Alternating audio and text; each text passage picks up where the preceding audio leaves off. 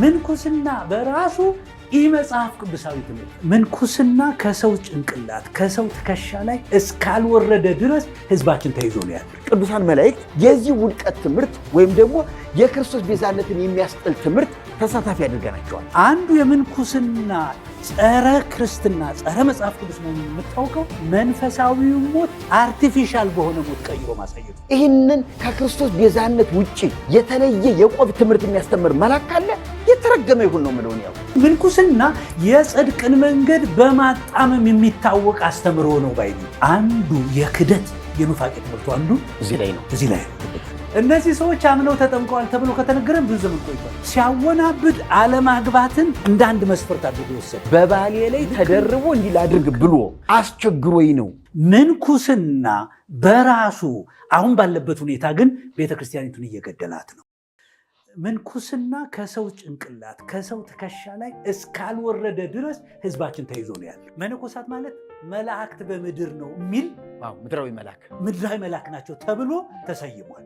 ስለዚህ ማንም ሰው ለመጽደቅ እንዲያውም የመጨረሻ ዕድሉ አይተህ እንደሆነ ይመነኩሳል። ሰው በረሃም ይግቡ ከተማ የሚቀመጡ ምንኩስና ነው መባረር ያለበት ራሱ ስርዓቱ መቋረጥ አለበት። እኔ እምለው እሱን ነው። ምንኩስና ምንድን ነው? ከየት ነው የመጣው? ማን ነው ያመጣው? ትምህርቱ ስርዓቱ ምንድን ነው? ሰፋ ያለ ጥናት ያደረጉ እንዲሁ ጤናማ የምንላቸው ሰዎች ከሩቅ ምስራቅና ከህንድ አካባቢ የተወረሰ ነው ይላሉ። ስለዚህ ወደ ክርስትና ሲገቡ እንደነዛ ሰዎች ለምሳሌ ህንዱ ኦርቶዶክስን ብናይ ሌሎች ከዚያም በዚያ ዙሪያ ያሉትን ሌሎችን ሐዋርያት በስፋት የሄዱባቸው የዘመቱባቸው ቤተ እምነቶች ስንመለከት እንደዚህ አይነት ልምምድ የነበራቸው ናቸውና ወደ ክርስትና ሲመጡ ህይወታቸውን ከመስጠት ጋር ከዚያ ባህል ጋር አብረው የገቡ ናቸው ብለው የሚያስቡና የሚጽፉ የቤተክርስቲያን ታሪክ ጸሐፊዎች አሉ።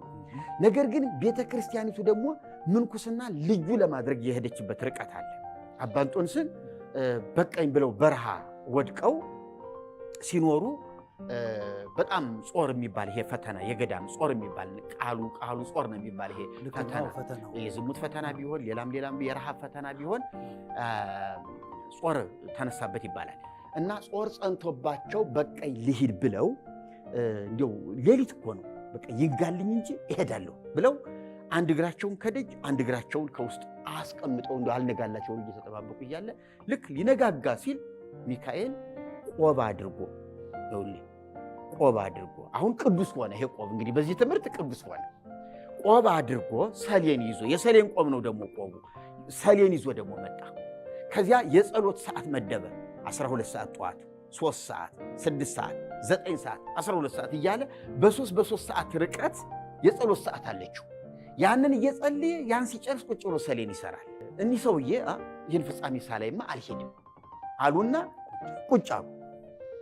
አሁንም 3 ሰዓት ሲደርስ ይጸልይና ቁጭ ብሎ ደግሞ ሰሌኑን ይሰራል። 6 ሰዓት ሲደርስ ይጸልይና አሁንም ያንን ስራ ይሰራል። ከዚያ በኋላ መጨረሻ ላይ ምን አላቸው? እንጦንስ ሆይ እንደዚህ እየሰራህ እንደዚህ እያደረክ ኑር። እንደዚህ ስራ ፈት ሳትሆን ስራ እየሰራህ ከዋልህ አጋንንትን ታሸንፋቸዋለህ፣ ከአጋንንት ፈተናም ትድናለህ። ያደረጋትን ቆብ ደፍቶላቸው ሄደ። አየህ ሚካኤል አመነኮሳቸው።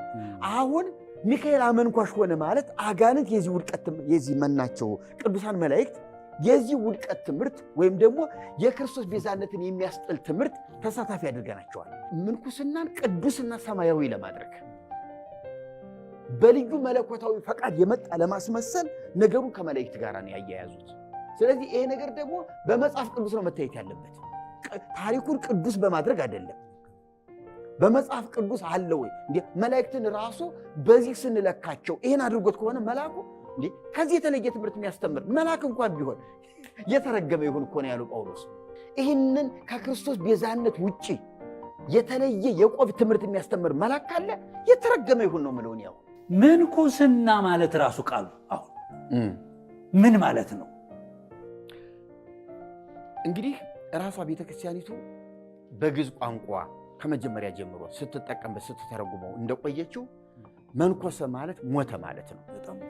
መንኮሰ ሞተ ነው። ስለዚህ ምንኩስና ማለት ሞት ነው። ከምንድን ነው የሚሞተው? ከዓለም የክርስቶስ መሆኑ ነው። በሱ ቤት ከዓለም መለየቱ ነው። ከዓለም መለየት ማለት ከዚህ በኋላ ነፍሴን ለመንግሥተ ሰማያት ሥጋዬን ለአራዊት በቃ ሰጥቻለሁ ብሎ ራሱን እንደገደለ ሰው ሲመነኩስ ራሱ ስርዓቱ አይኑን ጨፍኖ ነው።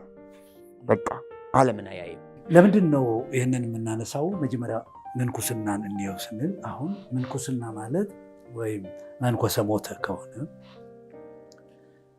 ይሄ ሰው ከዓለም ተለይቶ የሞተው ለክርስቶስ ተለይቶ የሞተው ለመንግሥተ ሰማያት የሞተው የመነኮሰለት ነው። አዎ ልብ በል። አዎ የመነኮሰለት ነው። አዎ አንዱ የክደት የኑፋቄ ትምህርቱ አንዱ እዚህ ላይ ነው። እዚህ ላይ ነው። ልብ በል። መጽሐፍ ቅዱስ በሮሜ ምዕራፍ 6 ላይ ስለ መሞታችንና ስለ መነሳታችን ይናገራል። አዎ ልብ በል።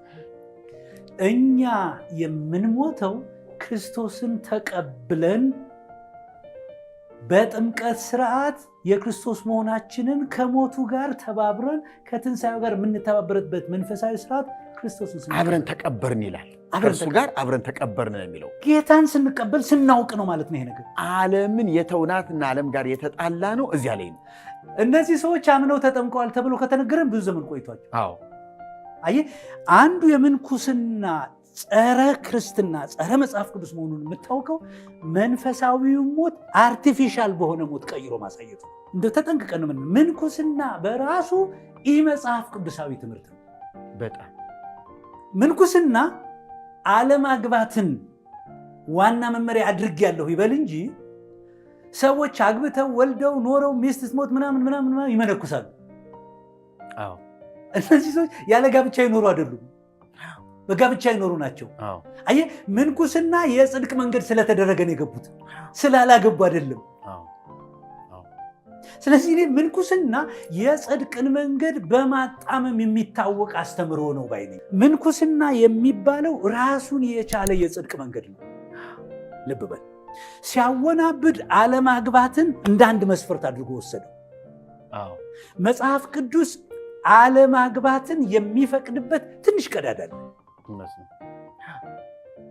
በጥቅሉ ግን 99% የሰው ልጅ የተፈጠረው ጋብቻን እንዲያደርግ ጭምር ነው የተሰጠው። እውነት ነው። ሴትና ወንድ አድርጎ ፈጠራቸው፣ ባረካቸው። ብዙ ተባዙ ምድር ሙሏት ብሎ ባረካቸው ነው የሚለው። ስለዚህ የሰው ልጅ ገና ሲፈጠር እግዚአብሔር እንፍጠር ካለ በኋላ ያወጣው ያፉ በረከት ጋብቻ ነው። ልክ ነው። በምን ታምር ነው ርኩስ የሚሆን? አሁን ምንኩስናን እኔ ከጋብቻ ለይቼ ነው የማወራው። ምንኩስና አለማግባት ምንኩስና አይደለም። አዎ ጳውሎስ መነኩሴ አይደለም። የቀደሙት አባቱ መነኮሳት አይደሉም። ስለዚህ ምን ማለት ነው? አለማግባት ምንኩስና አይደለም። ምንኩስና ሰው ሰራሽ የሆነ በኋላ የመጣ ነው። ለምን? ለምሳሌ ባታገባ አትጸድቅም፣ ብታገባ አትኮነንም። ስለዚህ ማግባትና አለማግባት የጽድቅ መንገድ አይደለም። ምንኩስና ግን የጽድቅ መንገድ ነው። አይተው እንደሆነ ስለዚህ አንድ መነኩሴ ለጽድቅ የበቃ ነው ተብሎ የሚባለው አንድ ሰው ሲመነኩስ ነው። አሁን ምንኩስና ግን ራሱን የቻለ የጸጋ ስጦታ ሆኖ ነው የመጣው። ነገር ግን ምንኩስና እንደ ጸጋ ስጦታ የተቆጠረበት ምክንያት ቤተ ክርስቲያን የሚመራው መነኩሴ ነው የሚለው አስተምሮ ግን አየህ ዛሬ ቤተ ክርስቲያኒቱን ለውርደት የዳረጋት። ስለዚህ ቤተ ክርስቲያን ነቅታ ፈጥና ጥቁር ራስ ማለት ያገቡ በሕይወታቸው የተመሰከረላቸው በትምህርት የተመሰከረላቸው ሰዎች ወደ ላይኛው የቤተ ክርስቲያኒቱ አስተዳደር በመምጣት እንደ መጽሐፍ ቅዱስ ቤታቸው የታየ ልጆቻቸውን በእግዚአብሔር ቃል የያዙ ልጆቻቸው በክርስትና የያዙ እውነተኛ ጸጋ ያላቸው ሰዎች ወደ ላይ መምጣት አለባቸው። አየህ ምንኩስና በራሱ አሁን ባለበት ሁኔታ ግን ቤተ ክርስቲያኒቱን እየገደላት ነው። በሁለት መንገድ፣ አንደኛ ለጽድቅ መንገድ ብሎ መምጣቱ ራሱ የመጀመሪያው ስራ ኃጢአቱ እሱ ነው፣ ጸረ ወንጌልነቱ ነው። ሁለተኛ ነገር ደግሞ ለስልጣን ብለው አሁን ዝም ብለው ሴቱ የማይቀርባቸው ቆቡ የማይቀርባቸውም አይነት ነገር እየገቡ ከባድ ውርደትና ውድቀት ውስጥ በርካታ ወንጌላውያን ሴቶች እኮ እኔ ጴንጤ የሆንኩት እያሉ እኮ ብዙ ያነጋገሩ ሴቶች አሉ። የነፍስ አባቴ በባሌ ላይ ተደርቦ እንዲህ ላድርግ ብሎ አስቸግሮኝ ነው ብለው እኮ ከዚህስ እኔ ጴንጤነት ይሻለኛል ብለው የነፍስ አባት ትተው ሁሉ ነገር ቤተክርስቲያን ትተው የቀሩ እኮ አሉ። አሁን የሰሞኑን አንዱን መነኮሳት ወደ ገዳም ይገቡ። አየህ ከምን የመጣ እንዴት ተነሳ የሚለውን ብንመረምር አሁን የምንለውን ነገር የሚያሳየን። አየህ መነኮሳት እዚህ ከተማ አያስፈልጉንም። መንኮሰ ሞተ ከተባለ እንደው እሺ እኛ እንደ ወንጌል ጸረ ወንጌል ነው እንበለው።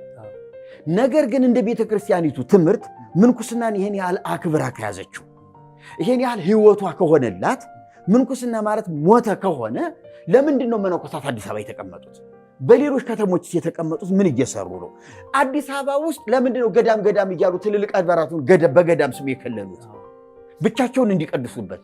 ለምንድን ነው መነኮሳቱ ከፍተኛ የሥልጣን ቦታ ላይ የሚቀመጡት በደብረ በኃላፊነት ባለቅነት? ስለዚህ አሁን ይሄ ነው እንግዲህ አሁን መነሳት ያለበት። የሰሞኑ እንቅስቃሴም መነኮሳት ነን ባሉ ሰዎች የታየው የሥነ ምግባር ግድፈት ነው። በወንጌላውያንም አገልጋዮች ዘንድ የሥነ ምግባር ጉድለቶች እየጎሉ ነው የመጡት። አሁን አይተን እንደሆነ እየጎሉ ነው የመጡት።